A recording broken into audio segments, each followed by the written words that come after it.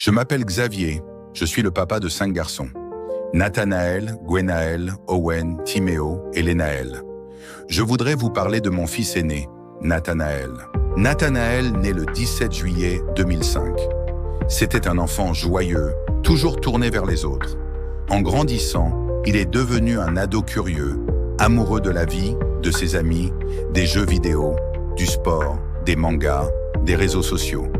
Un ado comme les autres, et pourtant si spécial. En 2020, tout a basculé. Après le confinement, il commence à ressentir une gêne visuelle. Je ne m'inquiète pas trop, je pense que c'est le masque. Mais peu à peu, son œil se met à loucher, ses maux de tête augmentent. À son retour de vacances, en août, je comprends que quelque chose ne va pas. Les urgences, l'hôpital, l'attente. Puis la timone. Et le diagnostic. J'étais effondré, incapable de comprendre, incapable de retenir le nom de cette maladie. C'est le médecin qui a dû me l'écrire sur un papier. Nathanaël, lui, a souri. Il voulait juste savoir.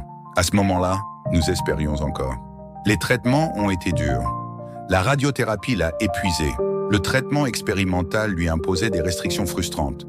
Et peu à peu, la maladie l'a privé de ses capacités. Mais il voulait continuer à vivre, comme les autres ados. Il voulait passer son bac. Il voulait prouver qu'il en était capable. Malgré la souffrance, il y a eu de la lumière.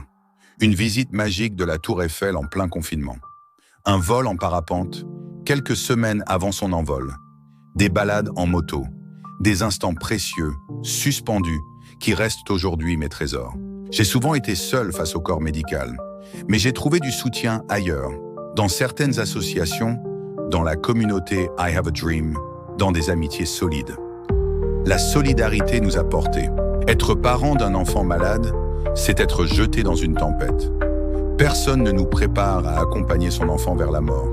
C'est un crève-cœur, une douleur qu'aucun mot ne peut vraiment décrire. Et pourtant, Nathanaël a été d'une maturité, d'une force incroyable.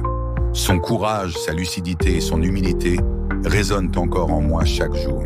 Mes autres enfants continuent eux aussi ce chemin, chacun à leur manière. Et je sais que Nat les guide de là-haut. Alors, ce que je voudrais dire aujourd'hui à tous les parents, c'est ceci. Tant que votre enfant est là, gardez espoir. Offrez-lui tout l'amour possible. Profitez de chaque instant. Faites de la place au rêve, même quand la réalité est insupportable. Chaque sourire de Nathanaël a été une victoire. Et aujourd'hui, il reste ma plus grande fierté, ma plus grande leçon de vie.